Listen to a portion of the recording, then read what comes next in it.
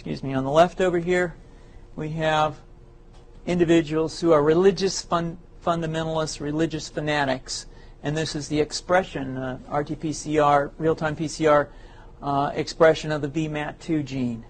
Over here, we have individuals. So let me complete. So over here, we have individuals who are not particularly fundamentalist, not particularly religious, and you can see there's a much reduced expression of this particular gene, the VMAT2 gene. Another evidence that supports our hypothesis for the development of this approach. What you see here is by spreading this virus, we're going to eliminate individuals from donning on a bomb vest and going into a market and blowing up the market. So our hypothesis is that these are fanatical people, that they have overexpression of the VMAT2 gene, and that by vaccinating them against this, we'll eliminate this behavior. So we have some very, very remarkable data in this next slide.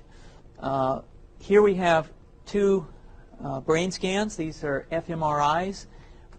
These are two different individuals with different levels of expression of VMAT2. On top is an individual who's a religious fanatic, an individual, and we've repeated this numerous times, that has high levels of VMAT2. Now, this individual down here who had low levels of the VMAT2 gene, this individual would self-describe as not particularly religious. In each case, these individuals were read a religious text. This individual lit up the right middle frontal gyrus, shown here, and that's a part of the brain that's associated with theory of mind. It's a part of the brain that has to do with intents and beliefs and desires. In contrast, in marked contrast, here's an individual who would not particularly self-describe as religious, and when they're read a religious text, what you see is that this part of the brain called the anterior insula lights up. This is a part of the brain that's associated with disgust or displeasure on hearing something. So you're suggesting I take a CT scan with me when I'm evaluating people to determine whether I put a bullet in their head?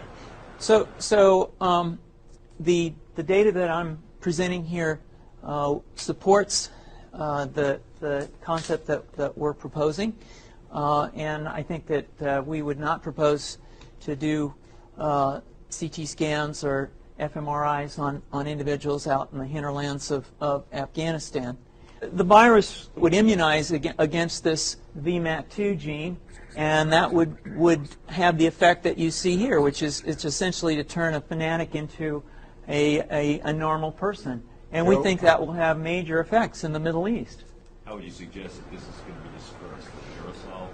Well, so the present plan and the tests that we've done so far have used respiratory viruses, such as flu or rhinoviruses, and we believe that that's a satisfactory way to get the exposure of the largest part of the population. Most of us, of course, have been exposed to both of those viruses, and we're quite confident that this will be a very successful approach. This is fascinating.